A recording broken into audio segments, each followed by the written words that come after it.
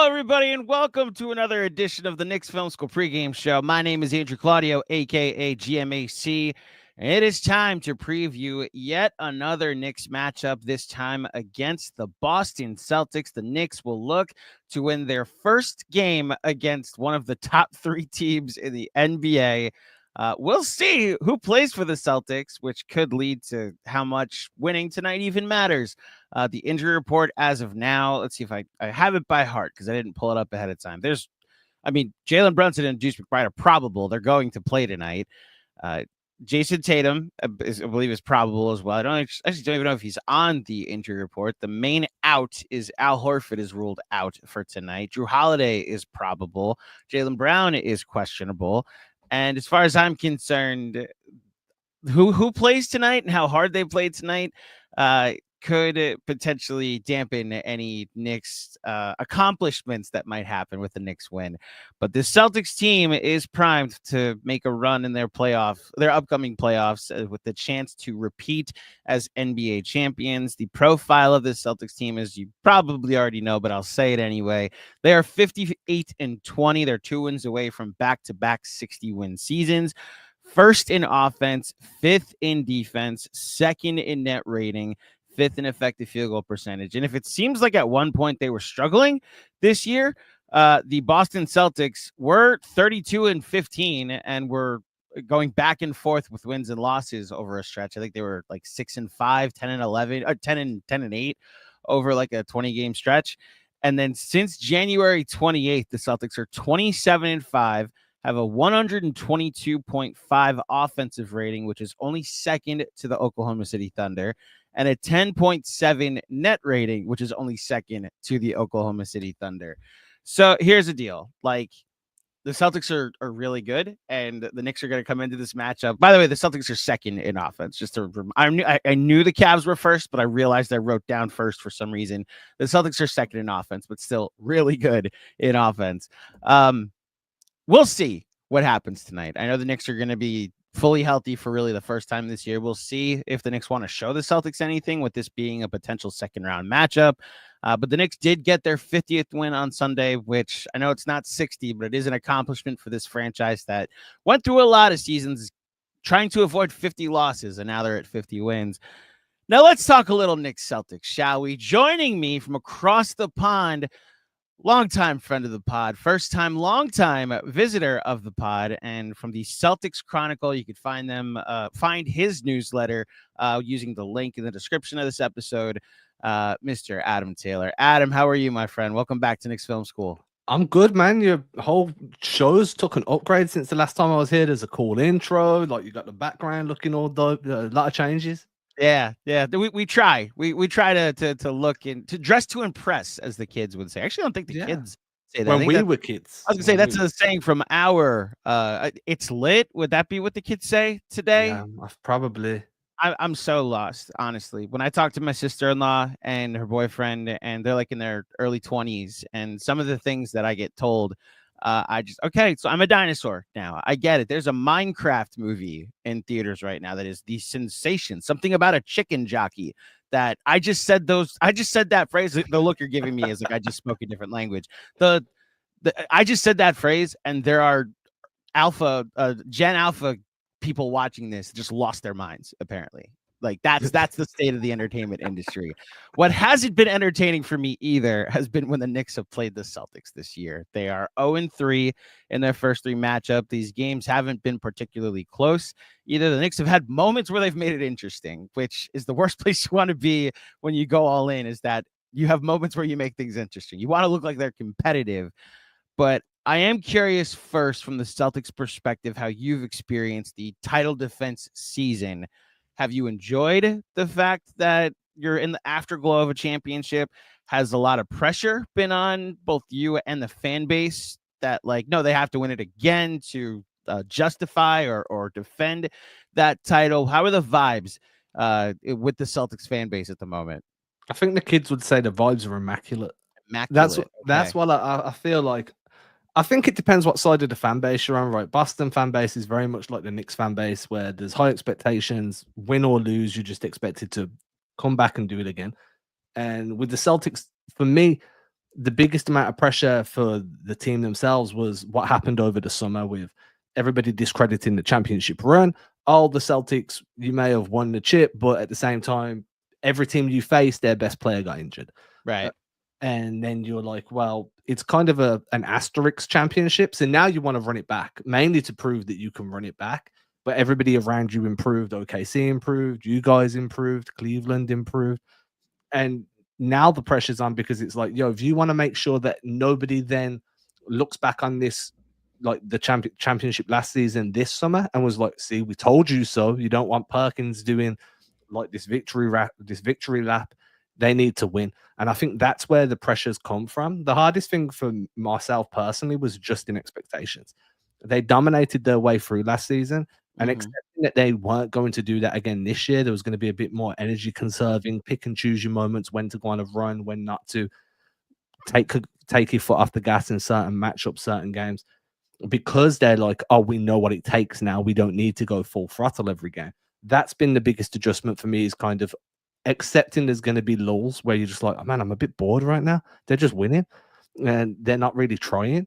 Like that got, honestly, I didn't expect to say that would get boring, but when it's not too close, you're like, dude, I've been here like 100 times the last 18 months. And I am like, I know that Celtics fans are fortunate. You know what I call that? I call that Yankee syndrome. And I know that to say that to someone associated with Boston sports, I guess, is a little tough to hear. But the amount of 100 win seasons that I hear Yankee fans get bored with and complain throughout, and it's not every Yankee fan, but this is largely the group chats that I've grown up with, that like the best team in baseball, and it's like, yeah, but October is what matters, and the expectations have now been raised. And I gotta be honest, there's a level of that with the Knicks this year that we're over second round finishes. Like they went all in because they wanted to be a conference finals team, a contender potentially, and like they've been kind of locked into the 3 seed since January. And as much as I'm starting to really appreciate this team and celebrate it, and this OG Anunoby thing is fun in the first year of Cat, you're right. Expectations can create a stagnancy that it can be a bit boring at times. I'm trying my best not to get bored with a successful Knicks season after so many bad Knicks seasons that I've experienced. Look, do you remember? Let me do some trivia with you. Do you know the last time the Celtics won back-to-back 60-win seasons? Off the top of my head, no. So that would be the first year of Kevin Garnett. They won 66 games, and the following season, after they won the title, they won 62. And then obviously Garnett got hurt in the semis against the Magic, and they lost in the second round in 7 games. You got to go back to the early 80s, the Larry Bird era of the Celtics, where I believe they won 60 games in 4 straight seasons from 81 to 84. But that's why, like, they're 2 wins away from accomplishing something that even in the great history of the Celtics hasn't been accomplished that much. So I'm curious if, like, despite the boredom, is there any hint of, like, does the regular season still matter to you? Do you, and I guess, do you sense that Celtics fans like care about 2 more wins to get to Oh, dude, for sure. I mean, okay. I'll try and disassociate with a lot of the talking points because I don't like to let fan frustration dictate the way I watch the game, which is kind of where the boredom comes from sometimes, where I don't disassociate and everybody's like, if you go back to that February where the Celtics kind of had like a really tough Feb, they were dropping games on the road, they were dropping games at home, and the world was ending if you as a Celtics fan. It was like, dude, they've lost like four games this month. What on earth's happening? They're never going to win a championship. Everything's going to... If the regular season didn't matter, the fan base wouldn't have cared. That it was a slump, right? It was just, they were winning some, losing some. They just couldn't build any momentum, and the fan base was losing their mind. So there has to be a level of, as much as people may say it doesn't matter, you don't lose your mind over something that you think doesn't matter. So yeah, it definitely makes a difference when they're winning, but no matter what, people are going to be upset. So let me ask you, what is your biggest question about the Celtics headed into the postseason? Can they stay healthy? I think that's number one. If you look at the way this team's been this season, Kristaps Porzingis has played, I think when all said and done, he may have played 51% of games throughout the year. You look at Drew Holiday, he's had a shoulder issue, he's had a finger issue, if it's a mallet finger. I'm pretty sure there was a knee issue at some point during the season as well. Jaylen Brown's dealing with a bone bruise in his knee, but he's also had knee tendinopathy for a few years now. And you can go down the list, right? There's Derek White seems to lose a tooth every 6 weeks on like clockwork. It's the same tooth. His dentist must be on retainer. But when you look at like all the different injuries that the Celtics have had, Sam Hauser has had back spasms throughout the year, and that's why up until recently he was having a career low year shooting from the perimeter. I think he started to bring that back up to career average, which even his career low was still like 40%, right? So go figure. But at the same time, it's a concern because it's like, can he stay healthy during the playoffs? So health to me is the number one question, because all of these guys, the top 6, I like to call them, Al Horford, Drew Holiday, Derek White, Jason, Jaylen, and Kristaps, all of them are integral. And if one disappears for a stretch, well, then things get a little bit tricky, especially if the opposing teams stay healthy this year.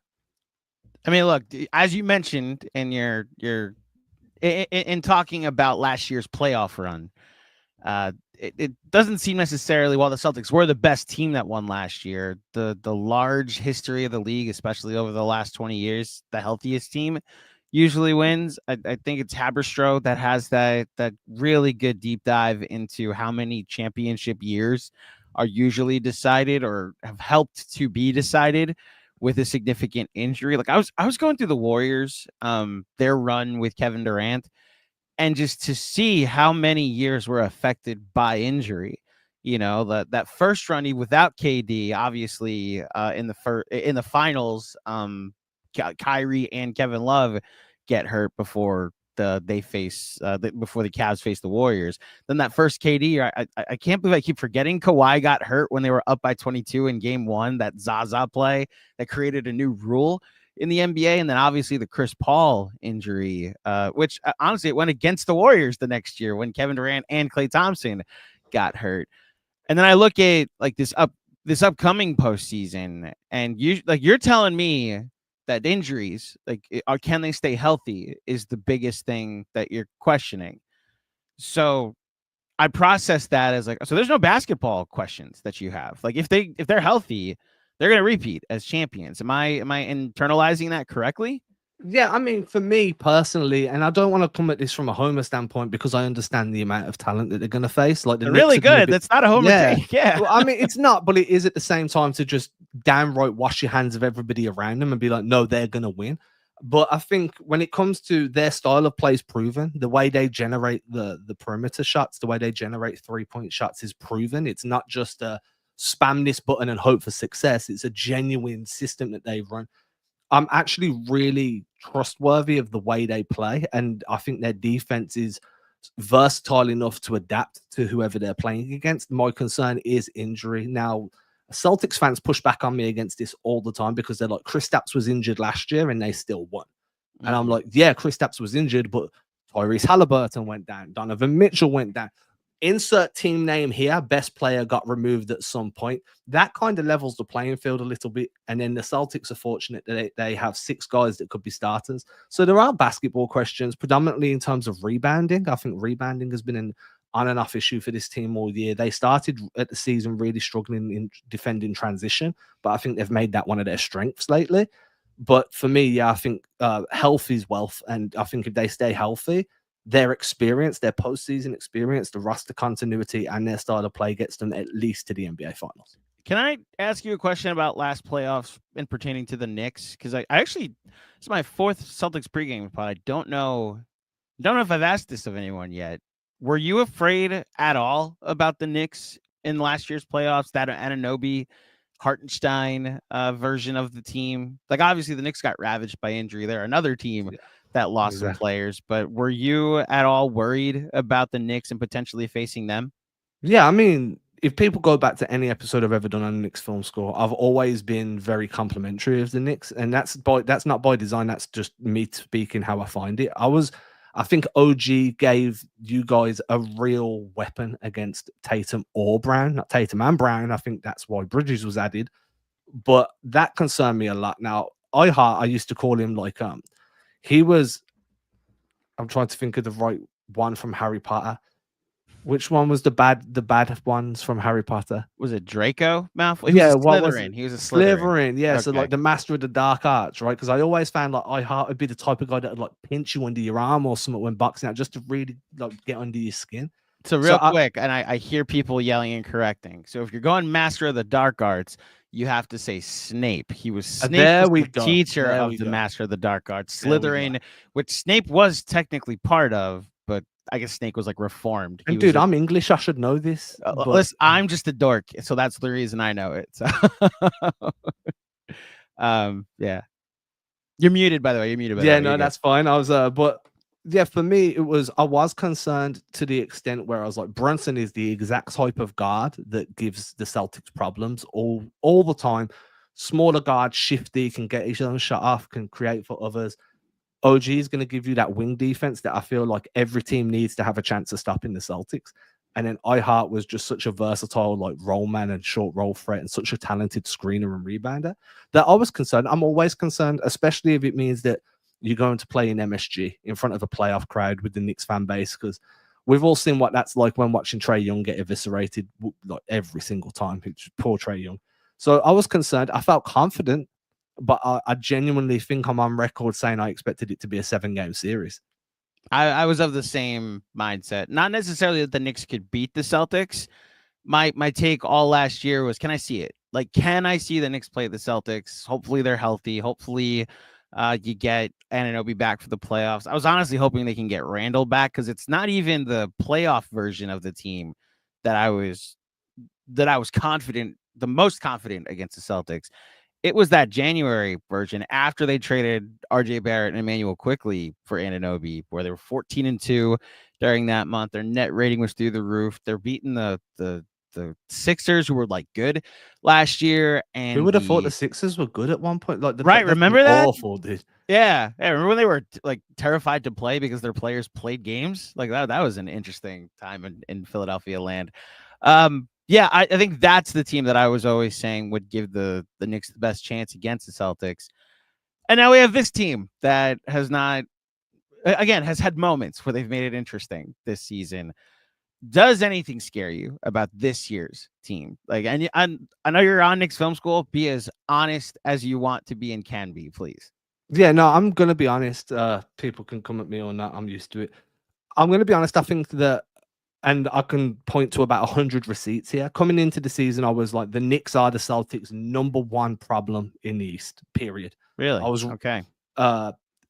I haven't really changed that opinion too much. Now, obviously, the Cavs are on this generational, like, pace-setting dominance, 15-game win streaks this season, if I remember correctly. Mm-hmm. But New York, I just feel, are constructed better to face the Celtics than what the Cavs are. In terms of, I think, as I mentioned a moment ago, you've got 2 wing defenders that now you don't have to pick and choose who tries to stop Tatum and Brown, because you've got 2 guys. The whole point of Bridges, and I don't feel like Knicks fans have probably seen it enough or seen it at all yet, is he's meant to be this elite wing stopper. And then you've got OG as well, who's obviously having this offensive kind of evolution before everybody's eyes, but he's also an elite wing defender. So that worries me, because if you can stop Tatum and Brown from creating for themselves or for others, you really do start to put the brakes on this Celtics team. And then you add in Towns that, you know, now you guys can play 5 out against the Celtics, and you have Brunson who can just cut his way into them and just do whatever he wants ball wizardry wise. There's a lot that you guys do that can give the Celtics problems, and that concerns me. Do I think you guys could win a 7-game series? I'm going to say the same thing I said a moment ago. I think the Celtics are too experienced at the moment for you guys. I think you need a year of continuity as a roster before next season. I think you guys are going to be way better than what you have been this year. And that's not to say you haven't been good this year. I think that experience and that continuity, they'll be able to find a new gear that maybe you guys won't be able to find for a year. But yeah, I'm scared. I think there's a really good argument to be like, these games will all be a throwback to the 80s and 90s where they're under 100 points each side. Oh, see, not this Knicks defense, not this version of the Knicks defense that I think. But that's regular season defense.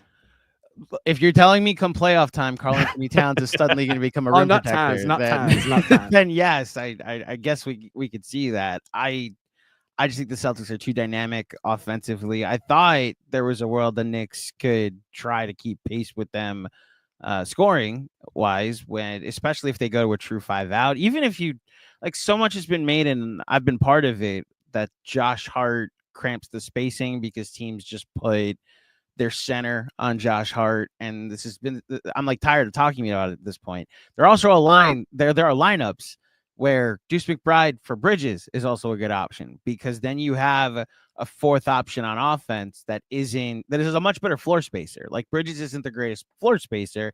He more so cooks in the mid range, while teams do honor him on defense. And so it's almost like this new OG Anunoby, this version of him that we've seen for the last 19 games, averaging 22 a game or 23 a game. But really, it's the last 10 where he's averaged 27 on like 56, 46, 91 splits at the moment, that we're wondering if the Knicks found a new toy, and could that potentially give them another weapon against the Celtics if you're spending so much time paying attention to Brunson and Cat, and then suddenly Anunoby is averaging 25 a game. I'd be remiss if I didn't. This is a weird left turn, but this Celtics sale that just happened, the new ownership group, they're going to be under new. Are they officially under new ownership? I think it's under the last report I read was that it hasn't been like officially rubber stamped by the league, and there's some question marks to do with there's like a consortium or a part, like an investor that's going to be in the group that apparently owns some of another team or some part of a team somewhere else, or they're gonna own too much percentage of the Celtics as it is, and they're not sure if that's gonna work. So at the moment, I think everybody's acting like the sale's gone through, but for everything I've read, there's still some like rubber stamping and some hurdles that need to be cleared. Yeah, I'm staring at the Athletic article now. $6.1 billion the Celtics were sold for. Joshua Harris, who led the group that bought the Washington Commanders here in the States. My curiosity is that there's some Knicks fans, and I think I might be part of them, that think that the other path to the Knicks becoming a contender is just wait out the Celtics, that what they built was this perfect basketball thing that they can't keep together forever. And all these players were signed to extensions this offseason. But is there any worry that new ownership will show up and potentially want to cut some costs and not be a second apron team forever? I guess, are you confident that this run is longer past these 2 years, or how much longer past these 2 years, with new ownership and the circumstances potentially changing around the Celtics going forward? I think that's a double-ended question, in the sense that I'm confident this run lasts longer than 2 years. I'm not confident it's the same roster after this season. And that's mainly because Wick, the previous owner, is staying on as, they call it governor now, right? So he's staying on as governor until I think it's 2028. And that's kind of been agreed upon. It's in writing. I don't feel like it's going to go the same way that the Mark Cuban governor staying on went. I think Wick's going to actually have a say. And I think it was a day, maybe two after the sale, he went on a Boston radio show and was like, the second apron is too much of a beast for you to stay in there for longer than 2 years at a time. And you need to make adjustments to come back out of that apron for a year or two, because the impact it has on basketball, on actually being able to build a competing roster, is just too much. That makes me feel like there's going to be some changes this season. Now, Celtics fans have already spent the last 2 months deciding whether that's going to be Kristaps Porzingis who gets moved, whether it's Drew Holiday, whether there's a package of Sam Hauser and Peyton Pritchard, which I think would be absolutely ridiculous to package two of the best shooting guys in the league and just be like, see you later. There's going to be changes. I think it's going to look different next season. I still think it's a championship level roster. And I'm not necessarily going to say that's coming from the new ownership. I think that's just coming from ownership, whoever's in control. I think Bobby Marks put it out there just after the sale that Boston are looking at $500 million in payroll next year. That's between salaries, luxury taxes, and everything kind of thrown in there. Now, $500 million is a lot of money to pay for anything right. I mean, that's not going to be sustainable, especially when you start losing draft picks and your ability to move in free agency with the mid-level exceptions kind of taken away.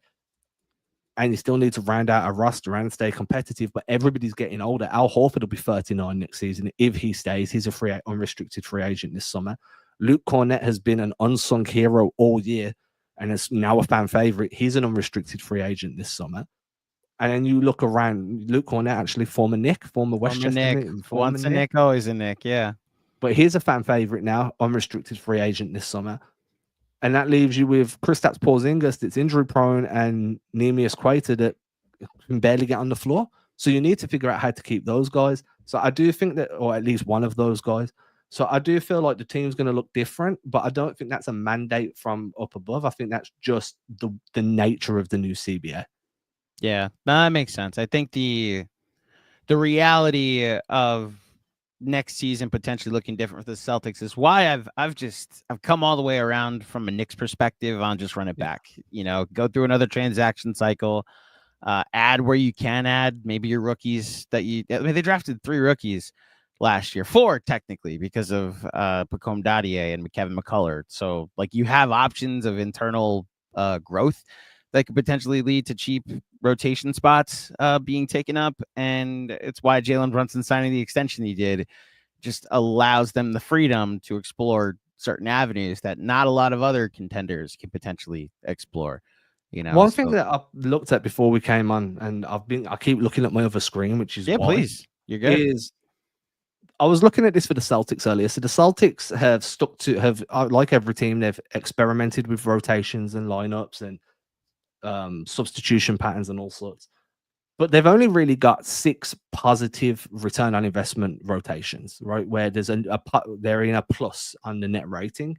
You guys are stacked for teams that are like for rotations that are on the plus side of the net rating. I think I'm counting about 10 here. Mm-hmm. And even your primary one, like, which is wild, right? Because you've got 1,843 possessions with Brunson, Hart, Bridges, and Anunoby and Towns, which I'd call your core 5. Even that's a plus 4.4.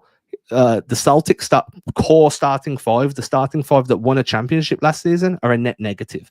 They're losing games by about 3 points per 100. Really? That starting 5 is not good together right now. If I pull it up, I do have it somewhere. A lot of that has to do with Jrue Holiday, right? He's just not the shooter he was last year. Yeah, right? Like that was a big thing. I think Porzingis has also been like, he was out of the rotation for so long that when he came back, it was like everyone was so used to playing with Horford in the starting 5, and Porzingis obviously has a different level of gravity and requires a certain amount of touches that Horford doesn't necessarily need. I think that played into it. So they're losing. I mean, it's marginal now. They've pulled it back a bit, but they're losing those possessions by just under half a point a game with that core starting 5. So that's an aspect that could be exploited early in the postseason. I know the Celtics and Knicks will be a second round matchup, but I just think the roster versatility that you guys have got, and I mean, that's wild saying that when we're talking about a Tibbs coach team that's going to go 8 deep, 7 deep. Mm-hmm. If he could, it'd just be 5 guys and no subs, right? There were parts this year where it was just 5 guys and no subs. Don't worry. Yeah. But this is what I'm saying. I think that you guys do have quite a lot of versatility, and one of the great things about the way the Knicks have been constructed is, outside of Brunson, everybody can kind of slide up and down and do what they need to do. And I don't feel like that's something you guys have had too frequently in recent years. And the Celtics generally struggle when matchups are interchangeable like that on a possession-to-possession basis. And I say this about Mazzulla a lot. Joe Mazzulla is an excellent at game-to-game adjustments. He's not great, or in my opinion, he's not as great at in-game adjustments. So if Tibbs can outcoach him during the game between the sidelines on those 48, you guys are going to have a good chance on that every night, but it's just those in-game tweaks that Mazzulla always seems to be a bit slow to react to.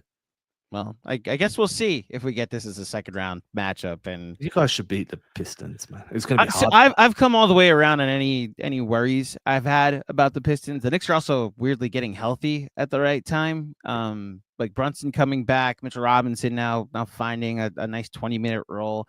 I can't believe I'm actually saying this, but Landry Shamet's been outstanding for the Knicks for 3 weeks to the point where I'm fine if he plays 15 minutes to start the playoffs. Like, I actually do think there's a world the Knicks start with a 9-man rotation. And if like a campaign is ineffective, then you go to DeLon Wright and just go heavy defense in the second unit. And if you have to, this is what a lot of teams do as the series gets longer, you shorten the rotation. And if you just got to go at your best 7, I actually think the Knicks are in a good spot. There's just this monkey that they have to get off their back of these games they've played against the top 3 teams and being 0-10 against those 0-8 against those top 3 teams. So tonight, the Knicks will play the Boston Celtics.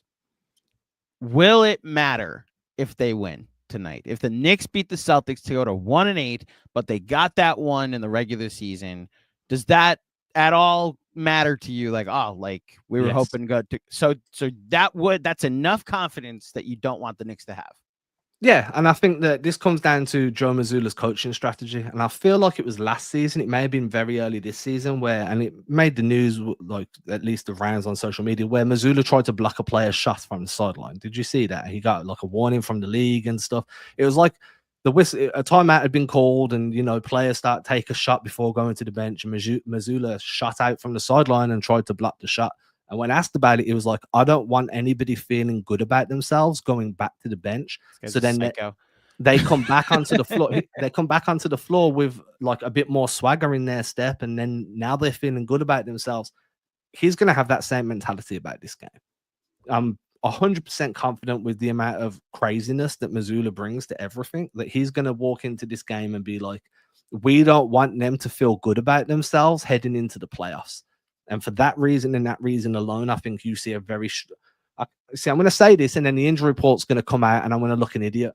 But I think for that reason and that reason alone, you see a strong enough rotation to at least give you guys a problem. Well, I guess we'll see. To your point about confidence. So last year this happened, that the Knicks played the Celtics in Boston with like 3 games left in the season. And the Knicks, they went up by 30 at one point in the third quarter. And the Celtics, they played hard for 2.5 quarters. Like Brown and Holiday and White were all guarding Brunson full court. We were seeing a lot of their strategies. Like they were same shop chart that they normally take. And the Knicks just, Anunoby was in his bag. Hartenstein was doing all this stuff in the short roll.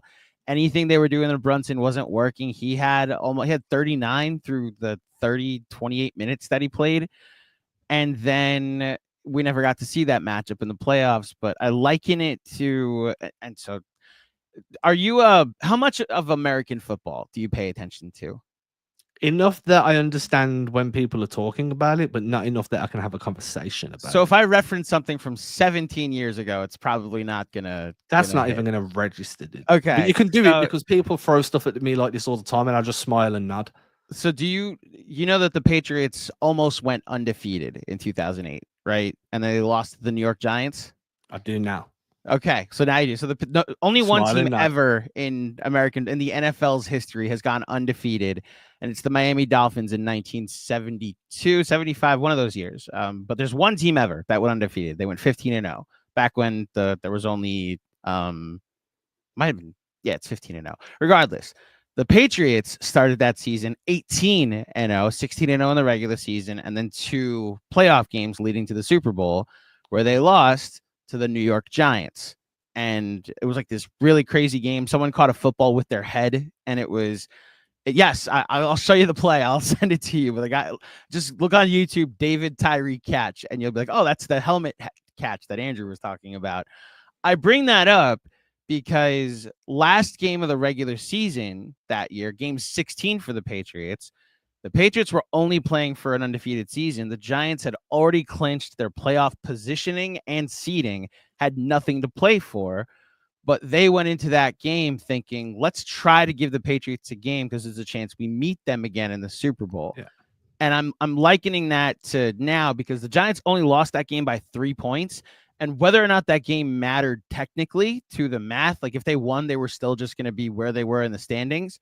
They knew this was a litmus test for them come Super Bowl if they played them. And I wonder if you can apply that to the Knicks potentially playing the Celtics in the second round with their full healthy rotation.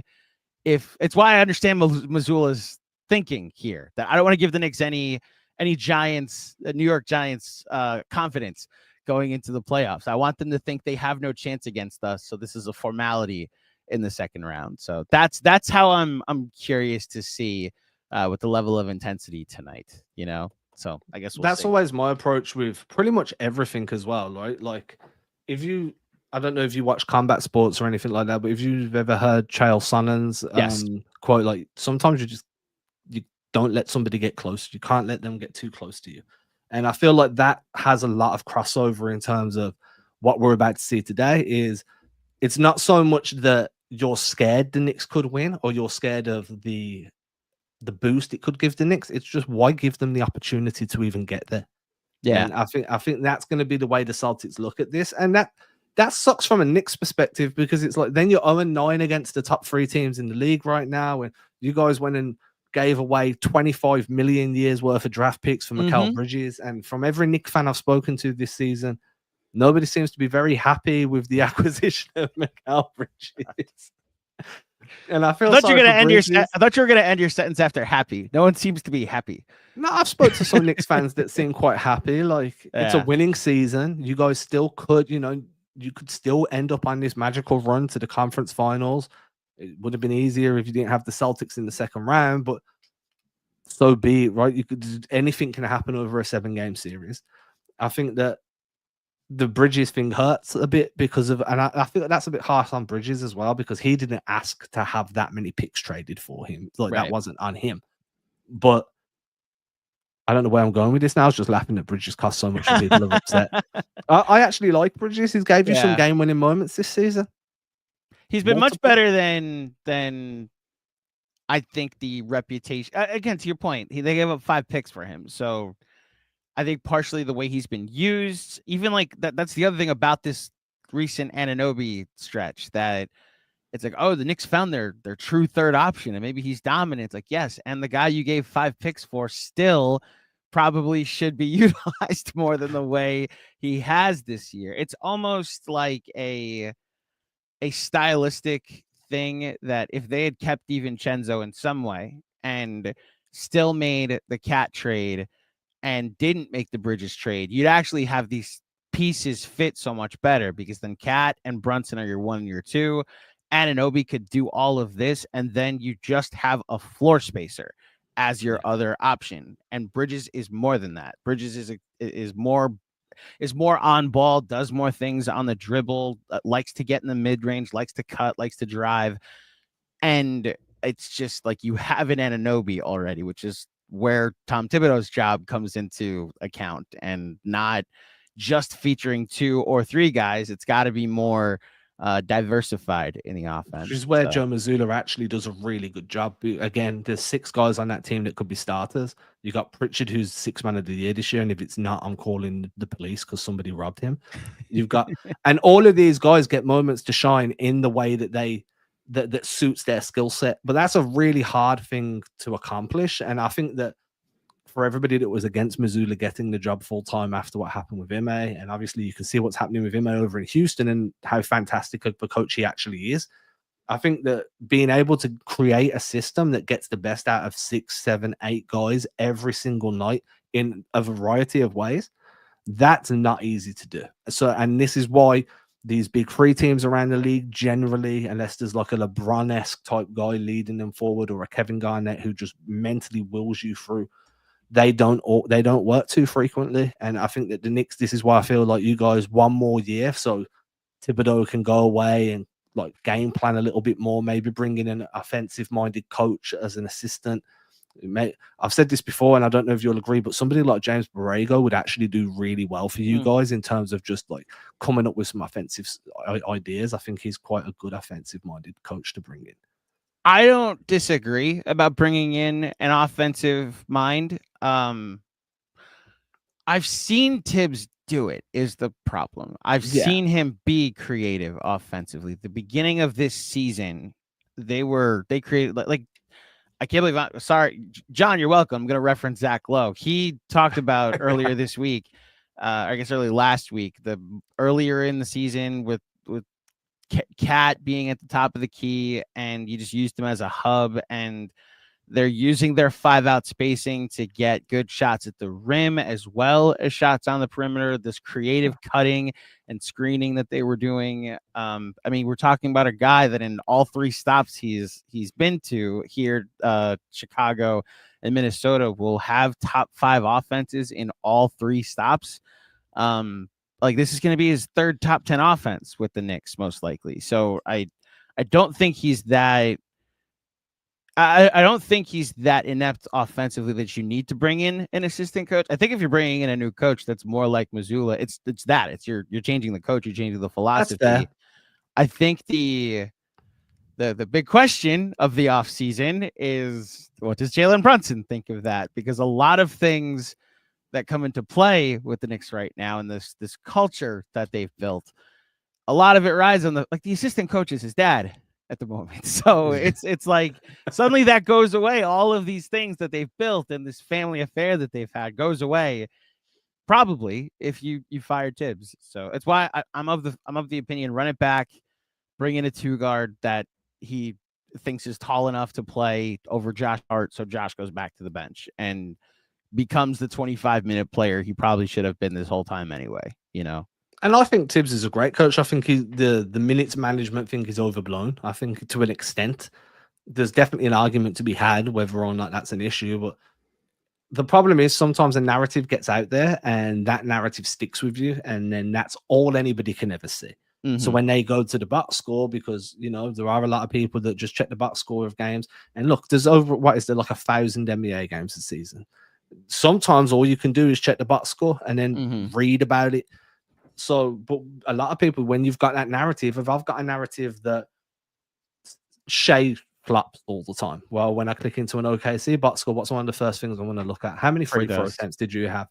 And for Tibbs, it's he runs his guys into the ground. So you click in and you just see 35, 37, 38 every single game. You're like, dude's running guys into the ground, but there's nuances there. Like, the players want to play. They don't want to be sitting at. But I do think that Tibbs is the right guy at the moment, and I know not everybody would agree with that. Oh yeah, there's a very vocal portion of the fan base that this is why I'm happy I cannot see the chat that's going on right now. Oh, they're not yelling about Tibbs. I'll say that much. They're not yelling about Tibbs. We have a somewhat happy crowd in watching live today. Before we get to the chat, do you have any questions about the Knicks? I know we've covered a lot today. Yeah, I think the only other question I've really got is like, what happened? Who are your insurance guys? So I know that if the Celtics have an injury to Sam Hauser, they can lean on to Baylor Scheinman that's really started to come into his own, or they could move Al Horford to the 4. So it's a 2-part question. Who are your insurance guys, and how comfortable are you with a double big that involves Mitch and Towns? Because I know that was floated once Mitch was coming back. So the funny thing is we just talked about Tibbs. The insurance to a guy getting hurt is, and this is how I think Tibbs will play it. Like, so let's say Anunoby goes down. Like, no one's stepping in to play for OG Anunoby. It's just the other guys will play more. Like Mitchell Robinson went down like before the season. They didn't settle on a backup center or even a starting center that was playing 25 minutes. It was Cat, you're playing close to 40. It's like the other guys will then play more minutes. He doesn't it's not next man up. It's man next to you up, or just man up. Right. Like man up, honestly, which I think has become part of the conversation this year. My fear is that a next man up, if you get an Anunoby going down, is it's a Precious Achiuwa stepping in. And I just, Precious has just had a rough season. The way he's been used in particular, he's also played poorly. So like the agency of the player comes into play, but I think he's been put in so many bad positions, and I think Tibbs got him hurt in the preseason. So I understand if he's been a little apprehensive based off of that experience of like he got played for 28 straight minutes in a preseason game, and then he pulled his hammy, and didn't play the first 2 months of the season. As far as the double bigs are concerned, it's funny. Our trailer has the voice of Mr. Macri saying Precious and Towns intrigues me more than Cat and than Mitch and Towns. And Precious and Towns has just been like an abject disaster, especially when it's been used as a starting five because you want a center guarding Karl Anthony Towns. And they don't do that when Precious Achiuwa is on the floor, especially since they don't use Precious in the dunker. They use him in the corner, which means you ignore him. You might as well be on the bench and you're playing 4-on-5. That rant aside, Mitch Towns absolutely intrigues me because it's similar to what you saw in Minnesota. He actually plays the dunker. He can actually have a little two-man game with Cat a little bit. Cat isn't forced to be a rim protector. He still gets put and drop, but now there is an actual line of defense behind him. So if you're in the pick and roll, he can hedge or blitz, and you still have like one of the better rim protectors in the sport behind him. So that more intrigues me, which, maybe we see that as a look against the Celtics. I don't think it'll change the series much, but maybe it'll change tonight, which is probably my most intriguing thing to look at, is how much the Knicks use Mitch since the Celtics haven't seen him this year. That's fair. I think Mitch's size can be an issue as well. The Celtics sometimes struggle against physically imposing genuine bigs. Yeah. Let's go to the chat. Couple questions before we get out of here. We will start with, so I've got one music question from my good friend, Miss Jessica Clarice Elsner. I guess she got rid of the middle name. Hi, Jessica. She asks, why have there been so many amazing bands from Manchester? Something in the water? I genuinely don't know. I don't even think I could tell you the name of a band from Manchester. I'm from Birmingham, so like we had I think it was Black Sabbath were from here, like Ozzy Osbourne and stuff. So like there's just good music across the board, but I'm not from that generation. I think that I'm probably the worst guy to ask for this because I'm basically an American English dude. I drink Dunkin' Donuts coffee in the morning. I'm listening to new metal from all over the world, but there are some good bands, but I couldn't tell you one from Manchester. Maybe the Beatles. Were the Beatles from Manchester? They're from Liverpool. Liverpool, yeah. Manchester's Oasis. Oh, they're not good. They're not good. Oh, okay. They're not good. I'm not an Oasis guy, but I can see. I'm assuming it's just because the accent there, the Northern English accent, makes it so they sound good. So Jessica, Blur is better. I like Blur. Blur is better. Jessica says Blur is better than Oasis, right? Can we settle it right now? Okay. So anyone older than me will disagree. People my age will be split 50-50, and people younger than us won't have a clue what we're on about. Gotcha. You're welcome, because specifically Jessica, you're welcome. The actual worst person to ask about anything music is me. Like I got into sports radio and just tapped out of all music from like 2008 on. My playlist on Spotify, every song like starts with a 19 in front of it as far as the year it came out. So it's a product of this medium catching a hold of me. Next one from Michael Halloran. I have no idea how serious this question is, but let's ask it. Who is better, Baylor Shireman or Tyler Kolek?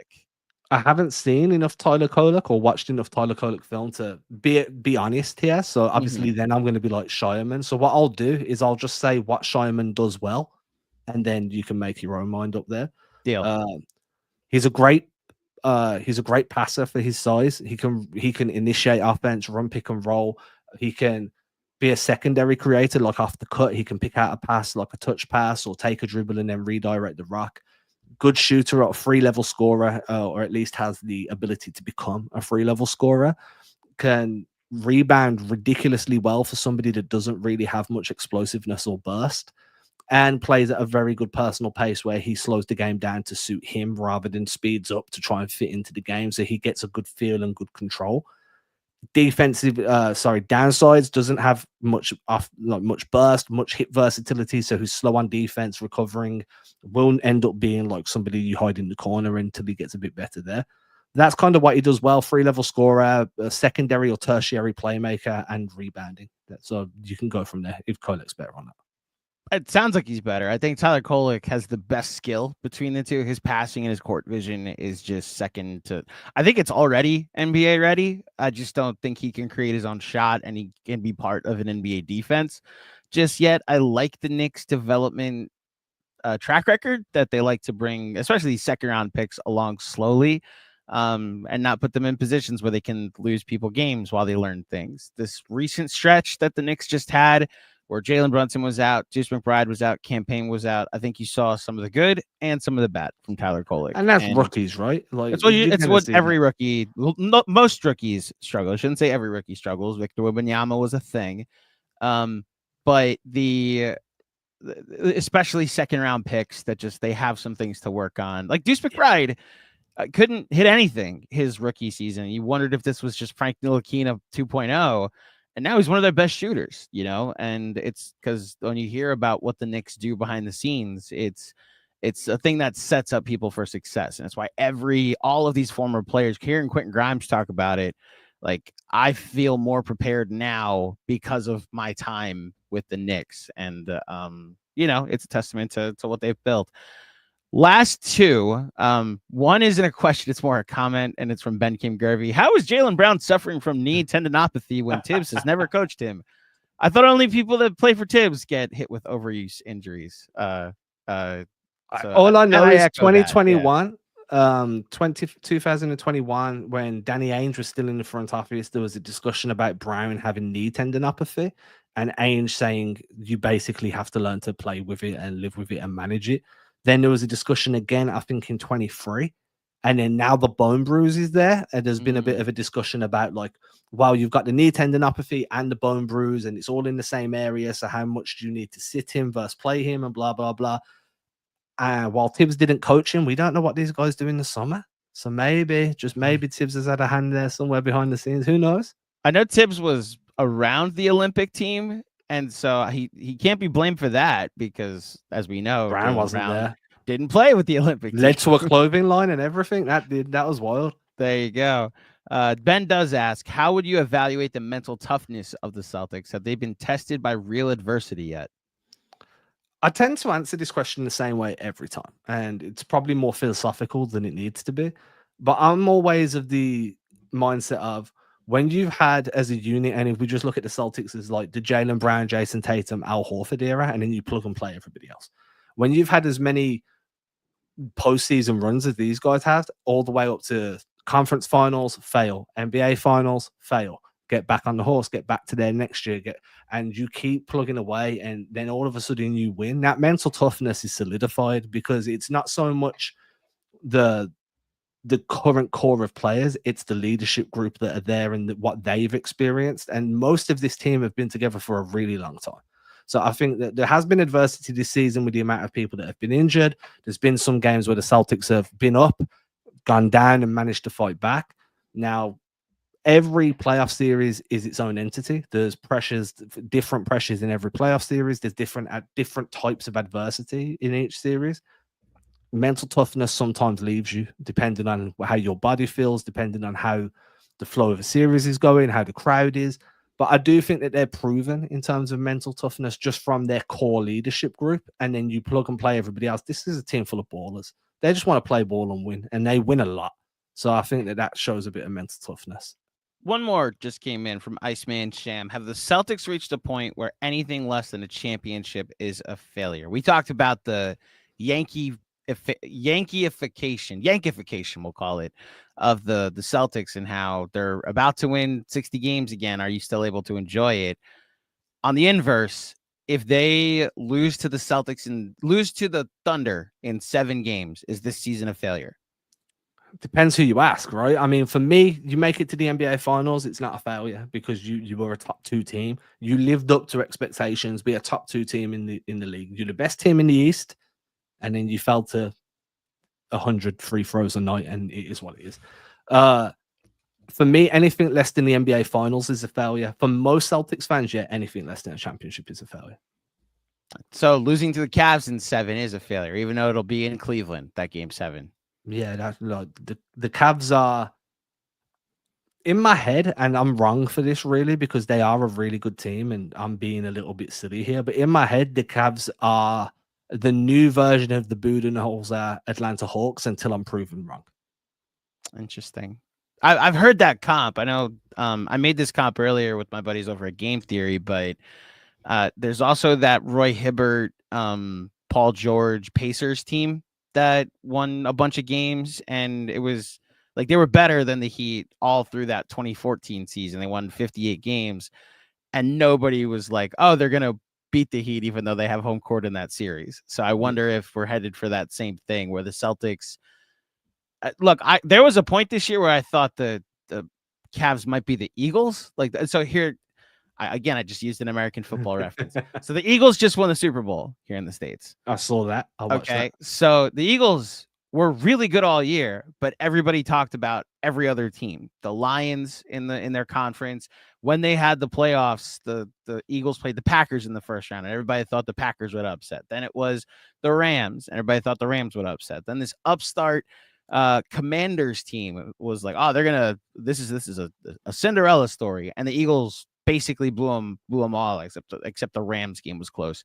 And then they played the two-time defending Taylor Swift-led Kansas City Chiefs, and the Chiefs had lost one game that mattered all year, and the Eagles blew them out too. And we all were like, oh, we probably should have said the Eagles were the best team all year because they've been the best team all year. And I thought that might be the Cavs.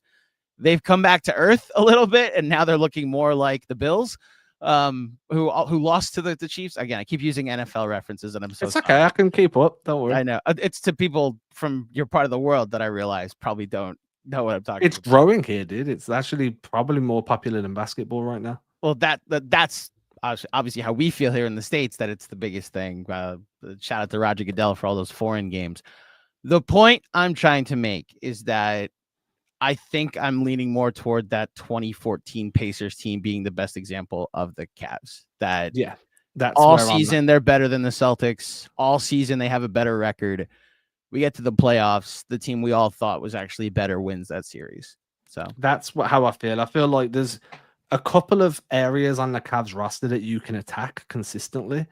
Darius Garland being number one, and I just think Atkinson has done a fantastic job in implementing a really good system there, implementing some great ideas, but they're a year away, maybe another one or two pieces away. Yeah. Well, we'll see how the playoffs go, because before the Celtics can play the Cavs, they will probably have to play the New York Knicks. And we'll see if we can link up for that series as well. Adam, it was good to talk to you. I miss getting to talk to you. I hope things are well in your part of the world. Before you get out of here, please let the fine folks at home know where they can find you and the Celtics Chronicle.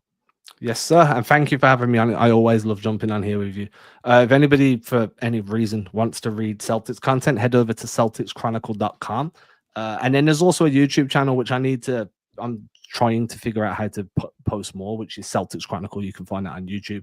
And if you want to find me, the handle's on the screen. I'm at every single social media. So appreciate you all. Yes, Adam Taylor NBA for those listening would be his handle. So there you go. But yes, thank you, Adam, for joining me for this edition of the Knicks Film School pregame show, and thank you everybody for tuning in here on the Knicks Film School YouTube channel. If you dig it, please head over to the channel and subscribe. If you're watching this video, remember to like it as well. If you're listening, please leave us a 5-star rating and a review on iTunes or Spotify.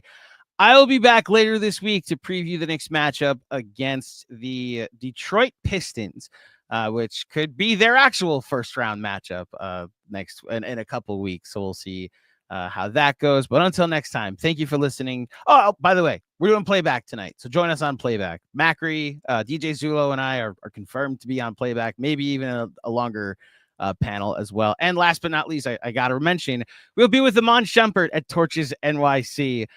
This Friday at 3 p.m., 12 East 42nd Street. So join us there. We'll be happy to meet with you and Iman Shumpert, former Knick, and then we'll be at T-Squared Social across the street for the Knicks Cavs watch party. Okay, until next time, thank you for listening. Thank you for watching. Enjoy the game tonight, and I will speak with you soon. Peace.